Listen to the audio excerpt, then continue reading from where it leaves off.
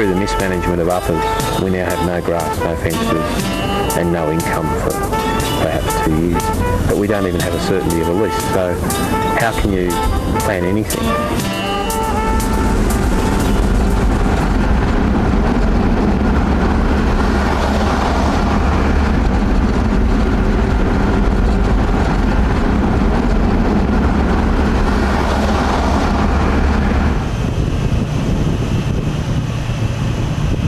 Okay, David, could you tell us something about the fire that was on the 18th of January? Yeah, everyone has probably heard a lot about urban Canberra being burned out in areas and 500 homes being lost. What probably hasn't made the news was that a lot of rural SE's land was also burned out. And in our case, we were also burned last year by a fire, which in its making is not dissimilar to this. So in our particular case, we've lost all of our grassland except for a little bits around the house which were strategically grazed as fire breaks anyway. And yeah, we've got our houses, we've got our sheds, but our fences are extremely damaged. In places they may have to be replaced, and strainer posts just no longer exist, and there's holes in the ground where they were. The fire intensity, in some cases it was simply a grass fire, and we were able to manage those. We had normal property management things in place to deal with grass fires. What we had difficulty managing was the fireballs that came out of the government land adjoining us, particularly the pine forest areas.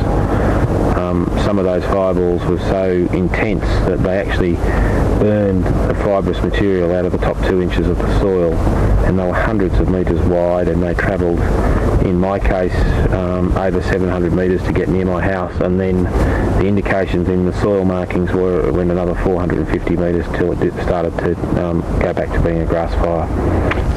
Well, how hot was the fire, David?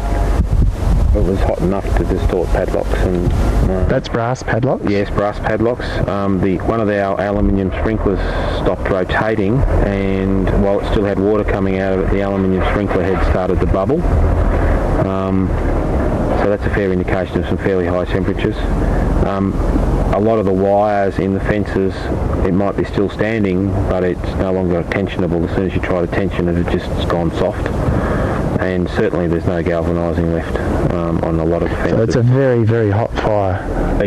Last year's fire was hot. This one was more extreme again, but where the fireballs came out, it was just absolute devastation. It just took everything. And the issue with fire is we can't really manage the oxygen in a big environment like a rural area or a pine plantation. We can't manage the weather. We don't have any control over that. We know fires create their own weather. The only thing that we've got left to really manage is fuel.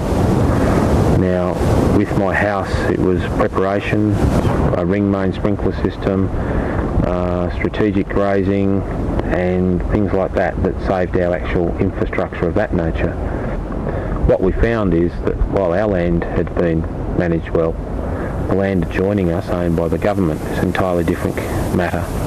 And we had pine forests with significant understory problems, very readily ignitable material in the understory, which meant that in a matter of minutes on this pine fire behind, from a spot fire, it became a crown fire, and it just left the forest and jumped across a complete river valley to another piece of forest hundreds of metres away as a crown fire, a fireball.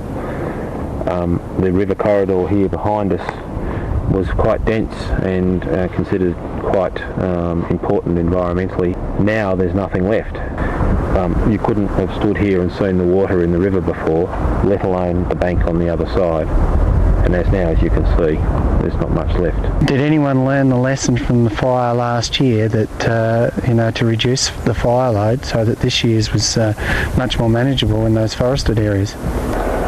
We had been talking to the departmental officers, some very senior ones, about our concerns about roadside fuel, forest plantation fuel, and corridor type area. While they were starting to realise they needed to do something perhaps in the longer term, the reality of it is very little happened in that to learn the lessons from last year.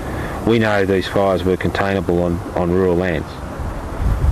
They weren't containable in the government lands adjoining us. David, could you tell us what the arrangements are with the leases on your land? we've been trying to renew our leases for some time, and we were mandatorily required to purchase the property rights from the Commonwealth Government in 1956 when the leases were issued.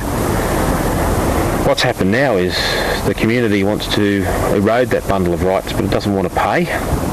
What the government's trying to do is to force us to take a lease where we have less rights and they have more management control.